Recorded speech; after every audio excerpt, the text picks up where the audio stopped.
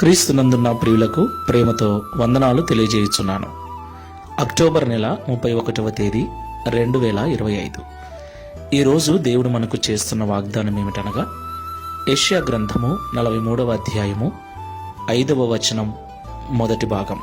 భయపడకము, నేను నీకు తోడై ఉన్నాను. ఆమేన్. నా ప్రియమైన సహోదరి సహోదరులారా, ఈ లోకంలో జీవిస్తున్న మనమందరము కూడా ఆయా సమయాలలో భయపడుతూ ఉంటాం.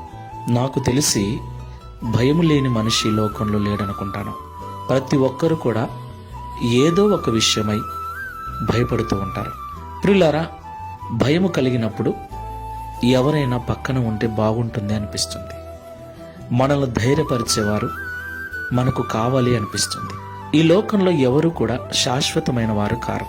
మనుషులందరూ కూడా ఏదో ఒక రోజు మనల్ని విడిచి వెళ్ళవలసిన వారే. కాబట్టి స్థిరమైన ధైర్యము మనుషుల ద్వారా మనకు కలగదు. అదే దేవుడు మనకు తోడుగా ఉంటే ఆయన శాశ్వతుడు, నిత్యుడు, ఎల్లప్పుడూ ఉండే దేవుడు. దేవునికి మహిమ కలుగునుగాక. ఆ ప్రభువు అంటున్నాడు, భయపడకుము, నేను నీకు తోడై ఉన్నాను అని. దేవునికి మహిమ కలుగునుగాక. ప్రియులారా, ఈ లోకంలో ఎవరు మనతో లేకపోయినా దేవుడు మనకు తోడుగా ఉంటాడు. ఆయన మనకు కనపడడు, అంతే. నీవున్న చోటున నేనుంటానని ఆయన సెలవిచ్చాడు. కాబట్టి కష్టం వచ్చినా, నష్టం వచ్చినా, బాధ అయినా, ఒంటరి ప్రయాణమైన, ఒంటరి జీవితమైన ఏ విషయంలో కూడా దేవుని పిల్లలు భయపడవలసిన అవసరం లేదు. ఎందుకంటే ఎవరు విడిచినా, ఎవరు లేకపోయినా మనము నమ్మిన దేవుడు నిత్యము మనతోనే ఉంటాడు. ఆ విషయాన్ని నమ్మి ధైర్యంగా ముందుకు వెళ్ళటమే దేవునికి మహిమ కలుగునుగాక. ఈ మాటల ద్వారా ధైర్యపరచబడి ప్రార్థన చేసుకుందాం. సర్వోన్నతుడా, సర్వశక్తిమంతుడా, మీకు స్తోత్రములు తండ్రి.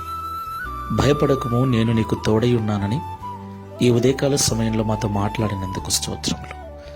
అవును తండ్రి, ఈ జీవితంలో, ఈ జీవన ప్రయాణములో అనేక రకాల సమస్యలు ఎదురైనప్పుడు, అనేక రోగాలు, ఇబ్బందులు ఎదురైనప్పుడు, అనేక సందర్భాల్లో మేము భయపడ్డాం. నీ పిల్లలమై ఉండి కూడా భయపడ్డాం. నీ వాక్యం వింటూ కూడా భయపడ్డాం. ఎవరు లేరే నా బాధ పంచుకోవటానికి, నన్ను ధైర్యపరచటానికి ఎవరు లేరే అని ఒంటరితనంతో కృంగిపోయాం. అయితే ఎవరు ఉన్నా, ఎవరు లేకపోయినా నీ బిడ్డలను బలపరచటానికి మీరు నిత్యము మాతో ఉంటారని మాట్లాడినందుకు స్తోత్రాలు. ఈ మాటలు విన్న మేమందరం కూడా ఈ విషయాన్ని నమ్మి ఇక ఎట్టి పరిస్థితుల్లో కూడా భయపడక ధైర్యముగా ఈ విశ్వాసపు యాత్రలో ముందుకు వెళ్ళటకు సహాయం చేయమని, సర్వకాల సర్వావస్థలలో నీ మీద మనసు నిలుపుకొని